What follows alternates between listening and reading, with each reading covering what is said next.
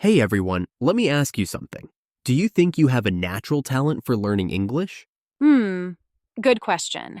I bet a lot of people feel like they don't. It can be frustrating, right? Totally. But here's the thing. What if I told you that you can actually build that talent? Like, it's not something you're just born with. You can create it step by step. Build it? That sounds kind of exciting, but also a bit overwhelming. How does that work? Well, think about this. Talented people don't just wake up one day fluent in English, or any language for that matter. They work at it. They have systems, habits, and methods that make them better over time. Oh, I see. So it's not some magical gift. It's more about the effort you put in, right? Yep. Remember what Thomas Edison said? Genius is 1% inspiration and 99% perspiration. That's how talented people learn, through consistent, focused work. Well, that makes a lot of sense. So, guys, we're going to share some ideas that you may have never heard before, and we're sure that these will be very helpful in improving your English. Yes, and we will also share a secret study plan called SRS that is backed by science, and we will share the link to that template below. So, let's get started. 1. The real success factors. You know, Luna, a lot of people think that spending hours on English every day is the key to success. But honestly, it's not about how much time you spend, it's about how you spend that time. Yeah, I've heard that before. Quality over quantity, right? But what does quality actually look like when it comes to learning English? Great question. Take this example. If you practice speaking English intentionally for 30 minutes, like focusing on specific phrases or correcting your pronunciation, you'll learn way more than if you just listen passively to English podcasts for 2 hours. Hmm, that makes sense. So it's not enough to just put in the time.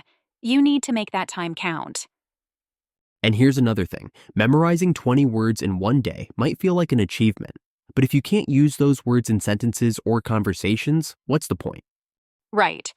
It's better to really know a word, how to use it in different ways, than to just memorize a list and forget it a week later. Exactly. It's all about results, not just ticking off tasks. Speaking of results, have you checked out our ebook yet? It's got 16 core skills for English conversations, like how to introduce yourself or express your opinion. With these skills, you can handle almost any conversation in English. Oh, yeah. Only 16 skills yet, they will help you master 99% of English conversations, with quality far outweighing quantity. And the best part is, you don't even have to buy it right away. You can check out a free sample on our website and see if it works for you. 2. Learning is about systems, not genius. Luna, remember our last episode? We talked about building a system, not just setting goals. Well, today, we're going deeper. We're sharing a practical system that works wonders for language learners. Oh, you mean the spaced repetition system, right? I've heard of it, but how does it actually work? Great question. SRS is all about input, output, and feedback. Here's how it works. It spaces out your reviews so you practice just before you're about to forget something. That timing strengthens your memory and helps the information stick long term. Ah, so instead of cramming everything in one day, you're breaking it into smaller chunks over time? Right. Here's an example. Let's say you learn 50 vocabulary words in one day. Without SRS, you might forget half of them by the end of the week. But with SRS, you review those words strategically, maybe on day 1, day 3, and day 7. By the time you're done, those words are locked into your memory. That's pretty smart. And it sounds way more manageable, too. Totally. Plus, this system works for everyone, even geniuses. You see, even the brightest minds are affected by the forgetting curve. It's a concept introduced by Hermann Ebbinghaus that shows how quickly we forget things without reinforcement. Oh, I've seen that curve. It's like a steep slide if you don't review what you've learned. And SRS is like the safety net that stops you from sliding all the way down. By practicing right before you forget, you're building stronger neural connections. It's kind of like adding layers of glue to make something stick better. That's a great way to put it. But doesn't it take more time up front to keep reviewing? It does. But think of it this way. You can spend one day cramming and forget most of it. Or you can spread it out over a week and remember it forever. It's an investment in your future self. That makes so much sense.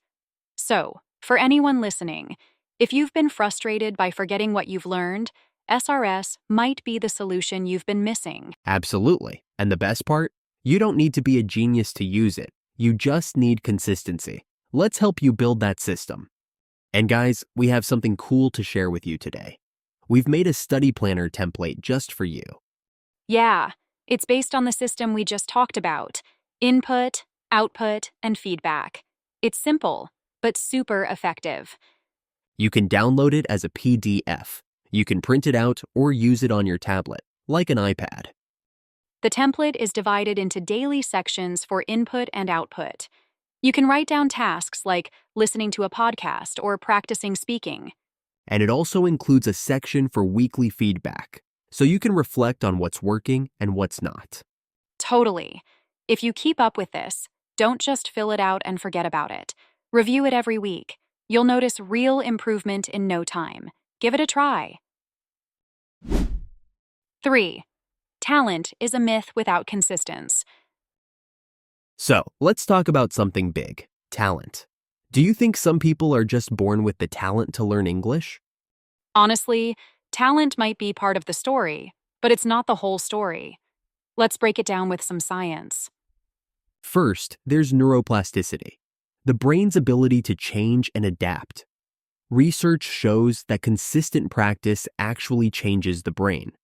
For example, taxi drivers in London who memorize complex routes have more gray matter in spatial memory areas. And language learners show similar changes. When you practice consistently, your brain adapts, and those language processing areas become stronger. That's proof that talent isn't everything. It's about practice. Right. And here's the second point. Consistency beats talent every time. Let's take an example. Practicing English for just 15 minutes a day for a year, that's 91 hours, is more effective than cramming for 91 hours in a single month. That's because regular practice strengthens neural pathways, like building stronger roads in your brain. It's how you create long-term skills. Exactly. It's like learning to play an instrument or a sport. You need repetition to build muscle memory for speaking and understanding English. Even the most gifted people practice consistently to stay sharp. Here's a fun fact. Kids who seem naturally gifted at learning languages, they're often just in bilingual environments or had early exposure. It's not magic. It's the environment and practice. And don't forget the 10,000-hour rule. Most successful athletes or musicians started young and spent years, thousands of hours, practicing. They didn't wake up talented. They worked for it. So, if you're feeling discouraged, remember this: talent is overrated. What really matters is showing up, practicing, and learning from feedback. That's the true recipe for success. 4. Interest is the best teacher. Well, I believe everyone has a purpose for learning English. Did you know that focusing on your profession or interests can make learning English way more exciting and effective? Absolutely.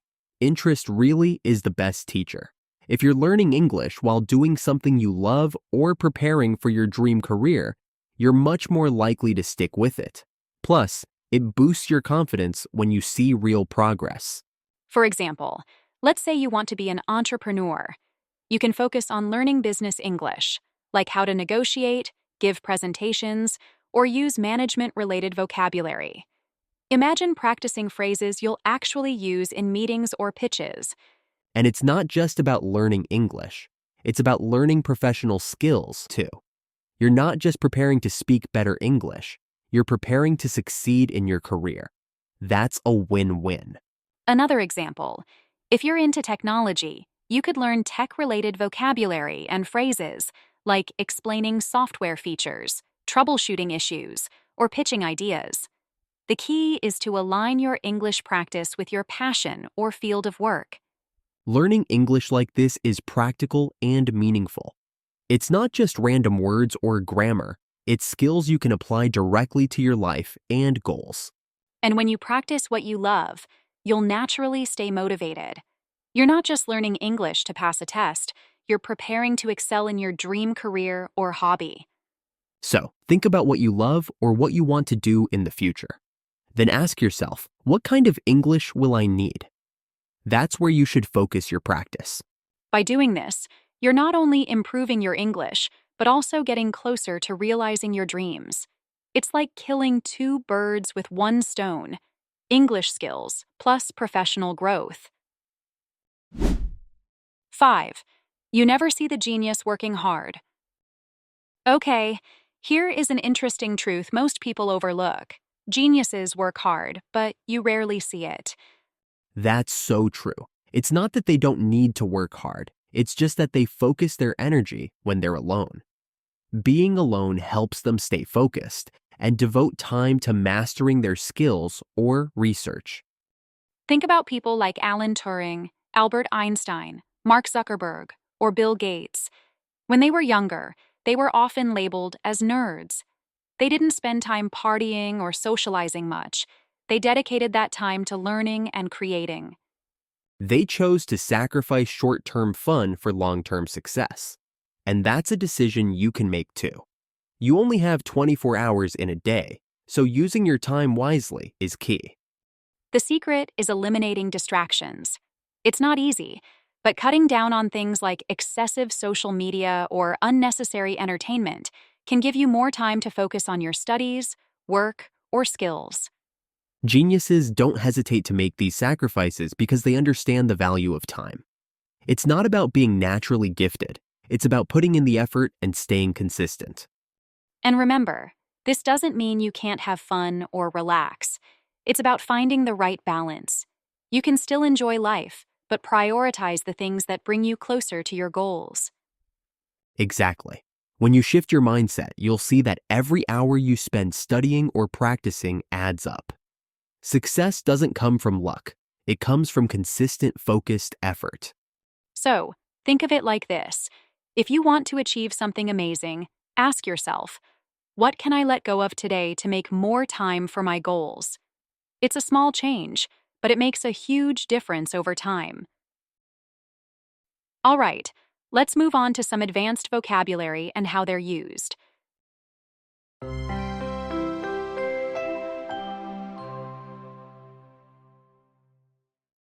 1. Cramming. Cramming refers to the practice of trying to absorb a large amount of information in a short period, often right before a test or deadline. While it might help with short-term recall, it's not effective for long-term retention because the brain has limited capacity to process and store information under stress. Native speakers often use this word in educational or professional settings to describe a rushed and intense effort to meet deadlines. Example sentences. 1. I spent all night cramming for the exam, but by morning, I could barely remember half of it. 2. Cramming might help you pass this test, but it won't help you truly understand the material. 2. Retention. Retention is the ability to keep or hold onto information, knowledge, or skills over time. It's a crucial term in education, memory studies, and even business contexts where maintaining something over the long term is important. Retention goes beyond just remembering. It implies a deeper, more sustainable ability to recall and use knowledge when needed. Native speakers often use it in discussions about learning effectiveness, employee loyalty, or memory research. Example sentences. 1. Spaced repetition is a proven method to improve retention of new vocabulary. 2. The company is struggling with employee retention due to the lack of career growth opportunities. 3. Reinforcement. Reinforcement refers to strengthening something, whether it's a behavior, skill, or concept. In learning, reinforcement often means reviewing material or practicing skills repeatedly to make them stick.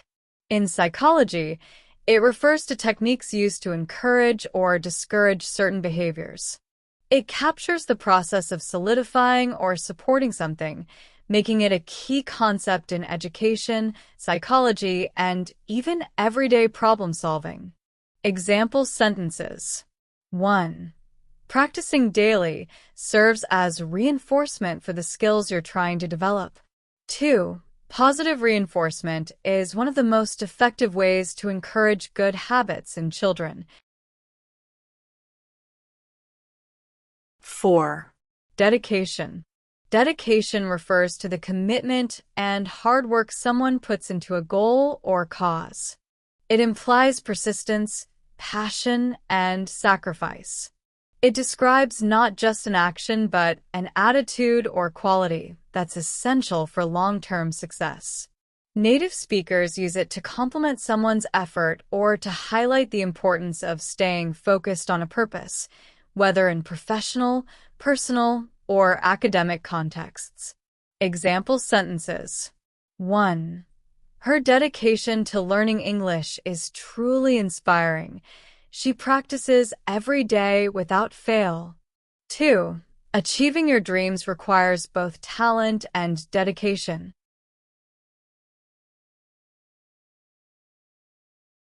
5. Incremental.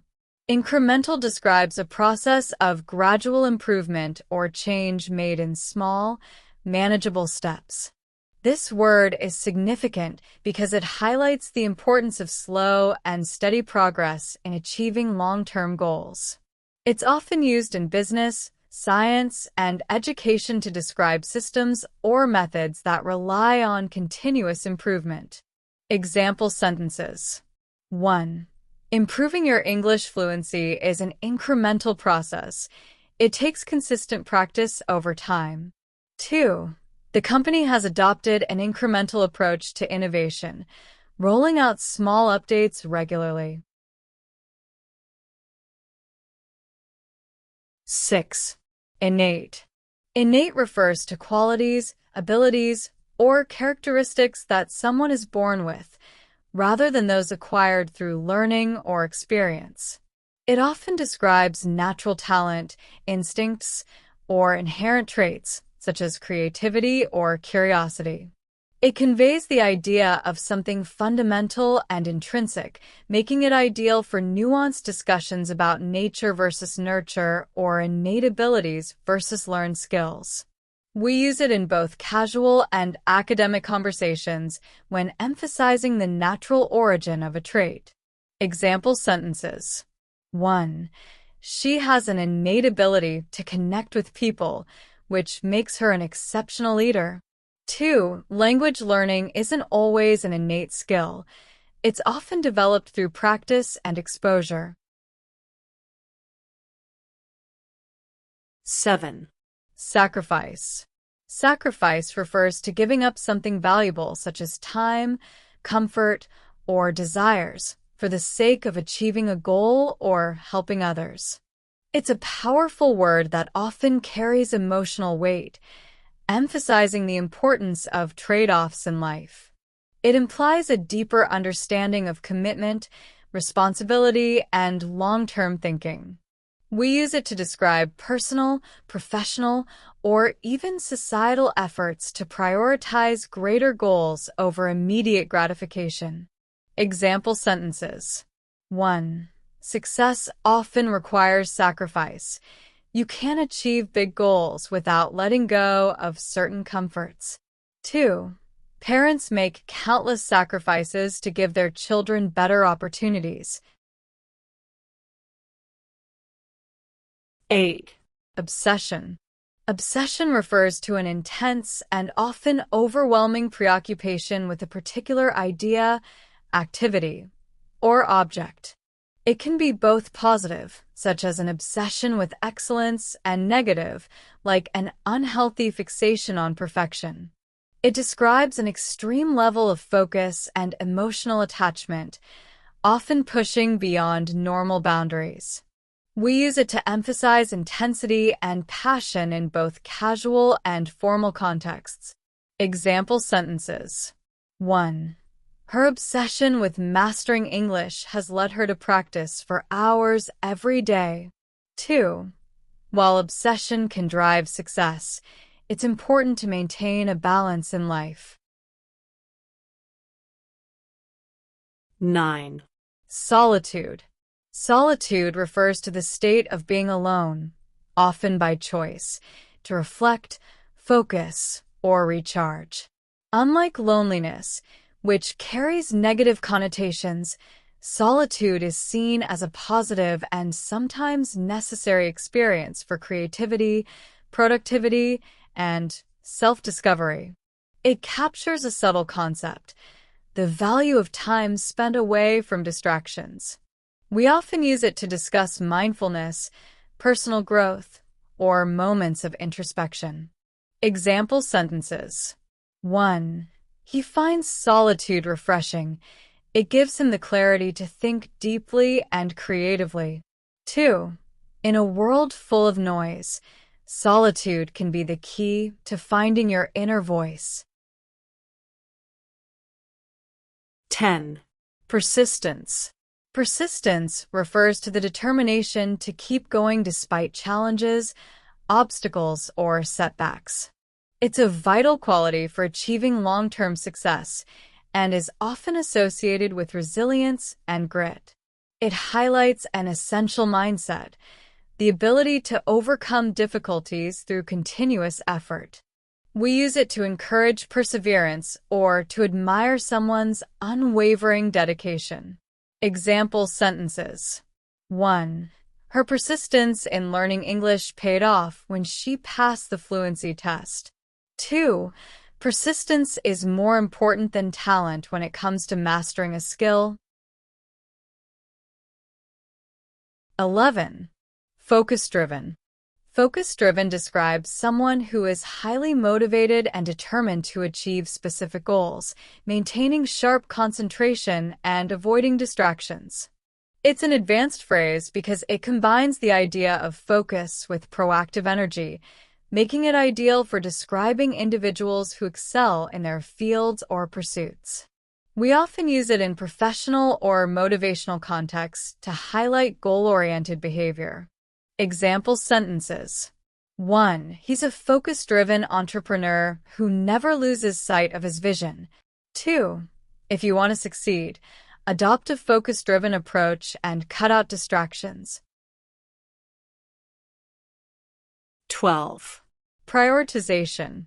Prioritization refers to the act of arranging tasks or goals in order of importance, ensuring that the most critical ones are addressed first.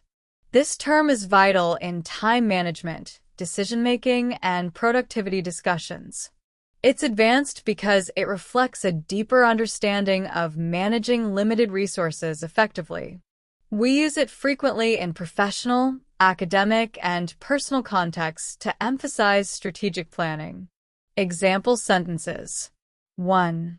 Effective prioritization is the key to balancing work, study, and personal life.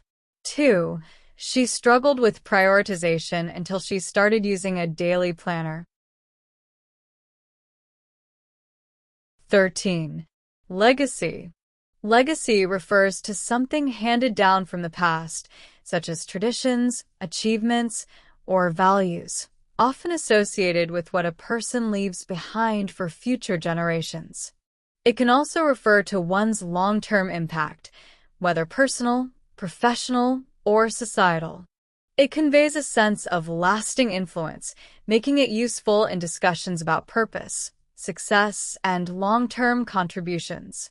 We use it in reflective or inspirational contexts, often when discussing life goals or historical achievements. Example sentences. 1. Her dedication to education will leave a lasting legacy for generations to come. 2. Building a meaningful legacy requires consistent effort and a clear vision of your values.